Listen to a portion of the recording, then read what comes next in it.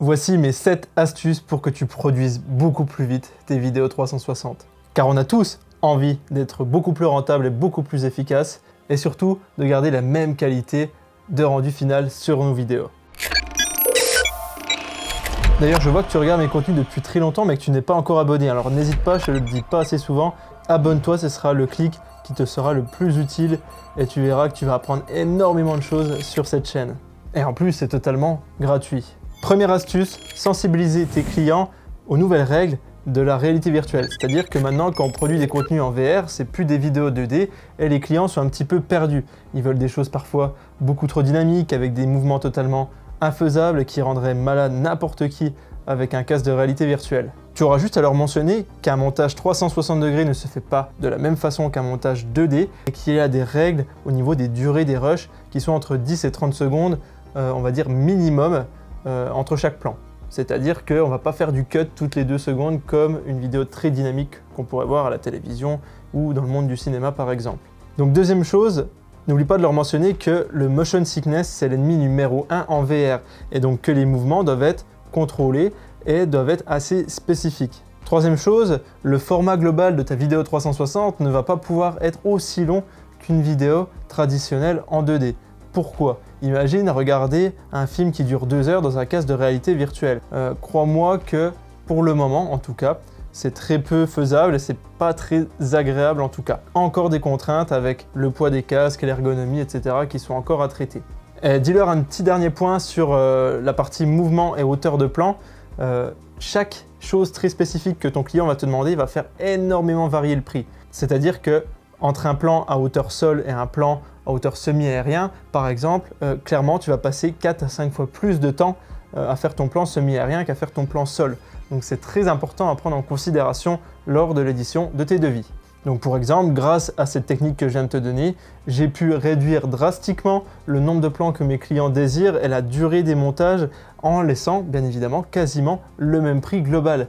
Donc c'est très important de discuter avec ton client en amont. Chapitre 2, avoir des équipements totalement adéquats et adaptés. Ils doivent se préparer hyper rapidement, ça doit être du run and gun, tu le sors de ton sac, tu appuies sur un bouton, tu fais quelques réglages et ça doit être prêt à filmer. La plupart du temps, on a besoin d'être très rapide sur ce genre de tournage pour être le plus rentable possible, encore une fois. Donc prends des équipements qui ont fait leurs preuves, qui fonctionnent bien et qui sont adaptés aux besoins de ton client. Deuxième point, tu dois le maîtriser sur le bout des doigts. C'est-à-dire que là, il y a des formations qui existent à ce sujet, mais aussi que tout simplement, il faut que tu t'entraînes toi-même sur cet équipement avant d'aller vers des grosses prestations. Et un petit dernier point, selon tes zones de tournage, tu te doutes bien qu'il va te falloir des caméras différentes pour une zone ou une autre. Sinon, tu vas te retrouver face à des contraintes majeures. Par exemple, pour tourner dans des scènes intérieures un petit peu plus de nuit, tu ne vas pas utiliser cette caméra. En tout cas, si tu l'utilises, tu vas voir que tu vas perdre énormément de temps lors de la préparation et surtout lors de l'installation de lumière, lors du traitement du grain en post-prod, etc. Donc, le matériel va vraiment avoir un impact fort sur ta rentabilité et ton temps de tournage et ton temps de traitement. Je te précise que Immersive Ambition, hormis le fait que ce soit une chaîne YouTube, c'est bien évidemment un centre de formation. Donc n'hésite pas à te renseigner, à me poser toutes tes questions dans les commentaires. Astuce numéro 3 qui est pour moi la plus importante, j'aurais d'ailleurs dû te la mettre au tout début, c'est-à-dire avoir des équipements, des supports de captation qui sont invisibles, c'est-à-dire qui sont dans les zones invisibles de la captation de ta caméra. Exemple avec l'Insta360 Pro 2, le dessus et le dessous, on a une zone quasiment jusqu'à 1,50 m de longueur où les équipements peuvent être cachés.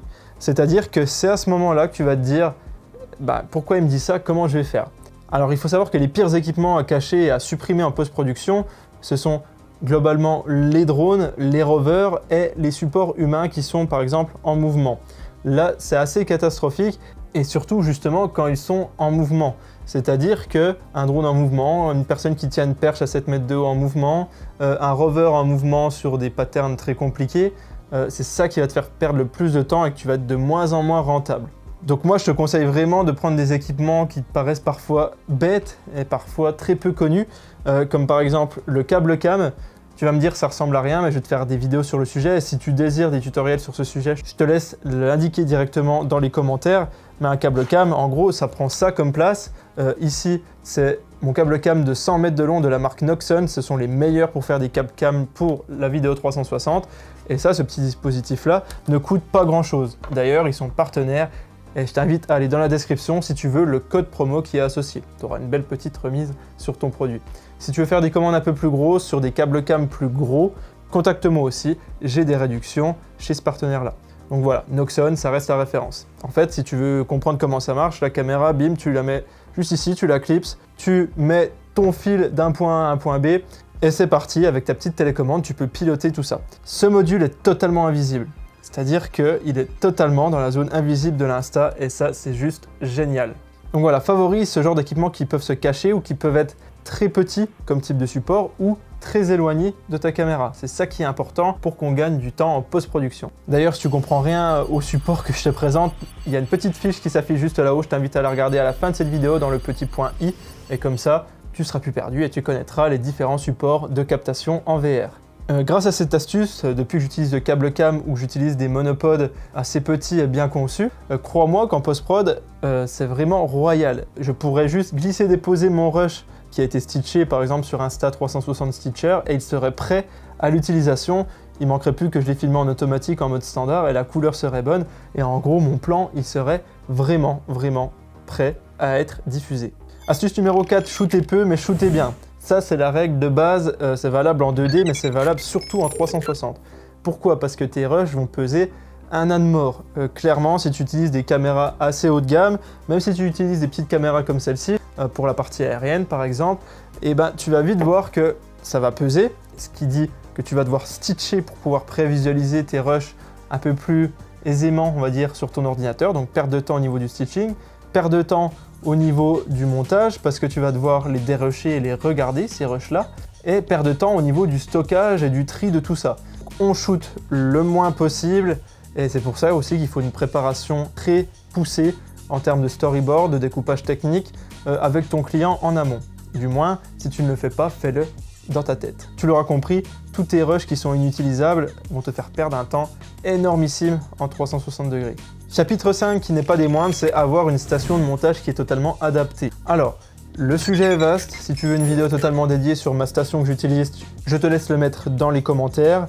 Moi j'utilise un ordi qui a à peu près une valeur à l'heure actuelle entre 9 et 10 000 euros. Je dis pas ça pour me la péter, je dis ça parce que ça fonctionne, c'est un PC qui marche et je peux te dire que pour plein d'étapes lors du stitching jusqu'à la finalisation de mon projet, ça cartonne quoi. Je gagne un temps phénoménal.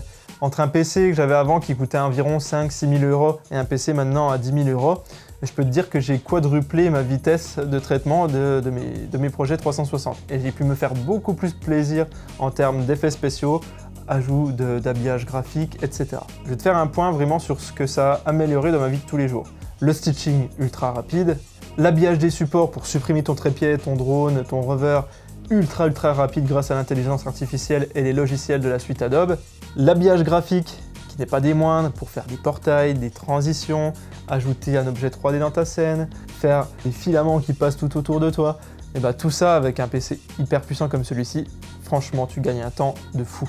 Donc le traitement global est très bon et bien sûr le rendu final de tous mes projets que je fais en 8K 60 fps au minimum sont vraiment ultra rapides. Chapitre 6, je sais ça fait un petit peu long mais il en reste plus que 2. Alors reste bien accroché. Il est important aussi celui-ci parce que c'est l'utilisation du coup de systèmes d'échange avec tes clients ultra simplifié. Pourquoi je te montre ça dans cette vidéo? Parce que je trouve que l'utilisation de Frame.io, qui est assez connu et qui est le seul vraiment réputé dans ce domaine-là, est hyper importante. De 1, ça va te faire gagner un temps monstrueux quand tu vas envoyer la vidéo à ton client et qui va te dire là faut modifier ça, un peu à gauche il faut modifier ça, là je vois un plot de signalisation qui ne devrait pas être là. Et bah, du coup clairement en 360 degrés ça devient très peu gérable et voilà, le client va être perdu, il faut qu'il ait une très bonne connexion internet etc. pour regarder tout ça ou pour pouvoir la télécharger encore pire, il lui faut le lecteur dédié sur son PC, donc crois-moi c'est pas le truc à faire. Avec Frame.io, c'est vraiment le top du top. Donc il pourra directement visionner ta vidéo à 360 degrés dans un format reframe, donc il pourra naviguer dans ta sphère de tous les côtés et mettre des indications à n'importe quel endroit pour dire il faut modifier ça, il faut modifier ça. C'est ça qui est important. Grâce à cette astuce, j'améliore également ma relation avec mon client parce que clairement, ça lui simplifie la vie à lui aussi, donc c'est juste génial. Et dernier chapitre, qui n'est pas des moindres, tu ne sais pas faire des choses, il faut se former. Ou du moins, si tu veux être beaucoup plus performant, il faut encore se former. Moi, je propose une formation du coup chez Immersive Ambition que tu connais bien maintenant. Il y a tout dans la description qui va te permettre d'être un producteur de contenu immersif, que ce soit vidéo 360 ou visite virtuelle. Sache que les formations, je le répète, elles sont 100% finançables car le centre est certifié Calliope. Et n'oublie pas que c'est le seul centre en France qui te permet d'atteindre ces objectifs-là en un temps record. C'est des formations de 5 jours présentielles. Par exemple, avec cette formation, un de mes élèves, au lieu de prendre une semaine de tournage et de post-traitement sur une vidéo de 5 minutes en réalité virtuelle, l'élève va mettre plus que 2 jours pour réaliser le même contenu avec la même qualité et le même équipement, quasiment le même équipement. Et du coup, ce qui est intéressant, c'est que c'est beaucoup plus rentable pour lui. Ne t'arrête pas là dans ta formation, clique ici si tu veux voir une vidéo qui t'intéressera toi et rien que toi. Clique ici si tu veux voir la toute dernière qui vient de sortir sur la chaîne, et sinon, voilà, tu peux te rendre sur le site d'Immersive Ambition pour te former. Vas-y, clique sur l'une des deux icônes ou dans la description.